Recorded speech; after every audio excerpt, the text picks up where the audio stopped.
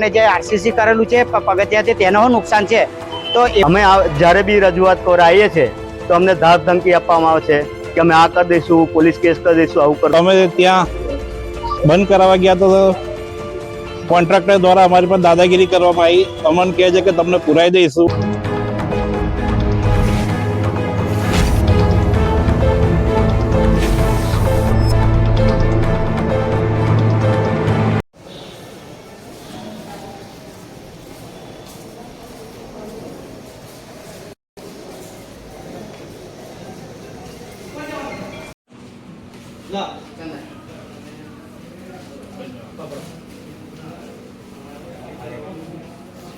બધા ભેગા આવી જાઓ।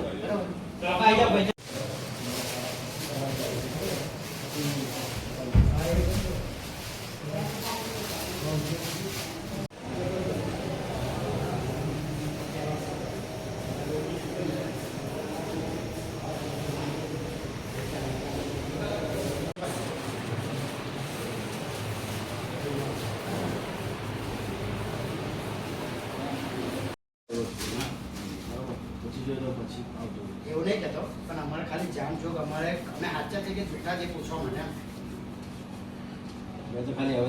બસ બસ ઓકે ઓકે રેડી।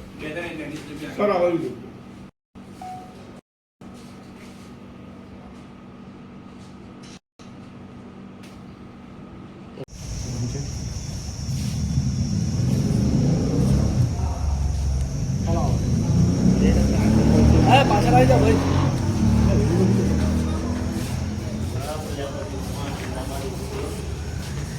પાછળ આવી જાઓ ભાઈ જયેશભાઈ। આજ રોજ અમે બોડેલી મામલતદાર ઓફિસ, એસડીએમ ઓફિસ અને પીએસઆઈ બધાને આવેદનપત્ર આપવા આવ્યા છે। કેમ કે અમારા સમાજની જમીન, અમારા સમાજનું જે તલાવ હતું ત્યાંથી સરકાર દ્વારા NHI દ્વારા કોઈ પેટા કોન્ટ્રાક્ટરને આપીને અમારી માટી ખોદવામાં આવી છે। એ અમને અમારી જાણ બરોબર પંચાયત દ્વારા ઠરાવ કરીને આપેલી છે। જ્યારે અમને જ્યારે ખબર પડી કે અમારે માટી ત્યાંથી ખોદકામ થઈ ગયું છે તો અમે ત્યાં બંધ કરાવવા ગયા તો કોન્ટ્રાક્ટર દ્વારા અમારી પર દાદાગીરી કરવામાં આવી। અમને કહે છે કે તમને પુરાઈ દઈશું, તમને એમ કરાવી દઈશું, એ બધી ધમકીઓ આપે છે અમને। એટલે અમે સરકારશ્રીમાં આવેદનપત્ર અપાયા છે ને અમને હવે એક જ ન્યાય જોઈએ છે કે અમારી જે માટી ખોદી ગયા છે એ અમને પાછી ત્યાં પુરાણ કરી આપે તો સરકારશ્રીને નમ્ર વિનંતી છે। નહીં તો અમે ગાંધી ચિંધ્યો માર્ગ અપનાવીશું, નહીં તો આત્મવિલોપનની ચીમકી કરીશું। માટી ખોદવાથી અમારો જે વર્ષોથી બાપ દાદાને જે 100 વર્ષથી ધંધો કરતા આવ્યા છે એમનો ધંધો હવે બંધ થવાના આવી ગયો છે। કેમ કે માટી નહીં મળે તો આ લોકોનું જીવન નિર્વાહ કેવી રીતે કરીશું અમે અમારું? એનાથી આજુબાજુ જે ખેતરવાળા છે બધા નુકસાન છે। એમના ખેતરમાં પાણી બી નહીં મળે। બીજું ગામમાં પાણીના સ્તર એકદમ ઊંડા જતા રહ્યા છે, એના લીધે બહુ નુકસાન છે। મારું નામ છે પ્રજાપતિ ચંદ્રકાંત। બોડેલી સેવા સદનમાં તમામ પ્રજાપતિ સમાજના લોકો માટીકામનો ધંધો કરે છે। જેઓ નેશનલ હાઈવેવાળા રાતોરાત જે પ્રજાપતિ સમાજને તલાવ આપેલું છે એમાંથી માટી ચોરીને લઈ ગયા છે।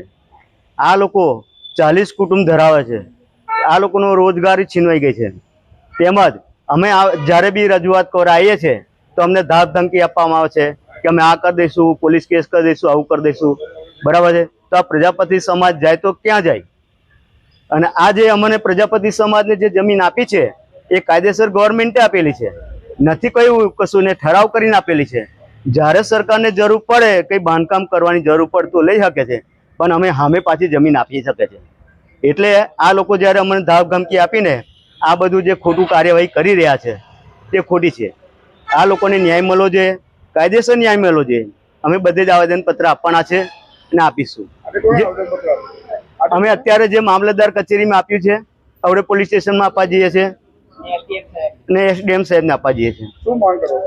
અમારે તો એ જ છે કે અમારી માટી જોઈએ, અમારા પરિવારને કોઈ પાલવશે? ચાલો વિચાર કરો, અત્યારે બધી જગ્યાએ 40 ઘર બેકાર છે અને 20,000માં તો કોઈનું પેટ બી નહીં રડાતું સાહેબ। અત્યારે આ લોકો સવારે માટલા વેચવા જાય, માટી કામ કરે, માટી લાવવાની ક્યાંથી?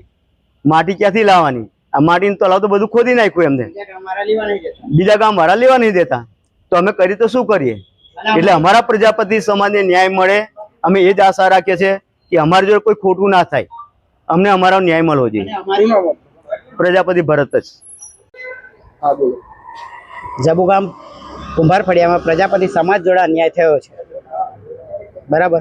અને જે ઠરાવ પાસ કરવામાં આવ્યો છે તે પ્રજાપતિ સમાજને બોલાવવામાં આવ્યા નહીં, પૂછ્યા વગર જે ઠરાવ પાસ કર્યો છે એની પર કાયદેસરની કાર્યવાહી થવી જોઈએ. અમારી એ જ માંગ છે એસડીએમ સાહેબ જોડે અને મામલતદાર જોડે, બરાબર. અને પૂછ્યા વગર ઠરાવ પાસ કરીને રાતોરાત આગળ રાત દાડો ખનન ચાલુ છે અને જે જથ્થા કરતાં વધારે ખોદકામ કરેલું છે આ લોકોએ. ના સરકારી જે 25 ગામને જે રસ્તો છે એ નારું બી તોડી નાખેલું છે નીચેથી, અને એ સરકાર દ્વારા બી બંધ કરવામાં આવે એ બી અમારી માંગ છે. બસ આજે અમે પ્રાંત સાહેબને આપ્યું આવેદનપત્ર અને મામલતદાર સાહેબને આપ્યું. અને આજુબાજુ ખેતરવાળાને બી નુકસાન છે, તલાવના પાળને જે આરસીસી કરેલું છે પગથિયા છે તેનો નુકસાન છે. તો એવો તો કેવો ઠરાવ પાસ કર્યો કે નુકસાન કરીને સરકારને નુકસાન કરીને તમે આ ખોદકામને મંજૂરી આપી છે? એ અમારે તપાસનો વિષય છે, એ સરકાર તંત્ર કરે તપાસ. અમારી માંગણી એવી છે કે જે માટી લઈ ગયા છે એ માટી આ બધા સમાજમાં જે માટી કરીને જીવે છે એમને 40 ઘર બેરોજગાર થઈ ગયા છે. અમારી એ માંગણી છે કે માટી અમને આપી આવે બીજી, અને આમની પર કાર્યવાહી થાય જે દોષી છે એમની પર. જે ઠરાવ કર્યો છે પૂછ્યા વગર, જે ગામ સભાએ નહીં ભરી અને મને કોઈ બોલાયા બી નહીં. પૂછો બોલાયા ભાઈ તમને? કોઈને નહીં બોલાયા, બરાબર છે. કોઈને બોલાયા નહીં, ઠરાવ કર્યો છે. તો એવું હોય છે કે અમારી જોડે હકપત્ર છે, બરાબર, 1994 નું. તો અમારા હકપત્ર પર આ લોકો ઠરાવ કેવી રીતના પાસ કરીને શુભલામ અંતર્ગત ચાલુ કરી દીધું? મિતેશભાઈ ગુજ્જર, જબુગામ કુંભાર ફળિયું પ્રમુખ.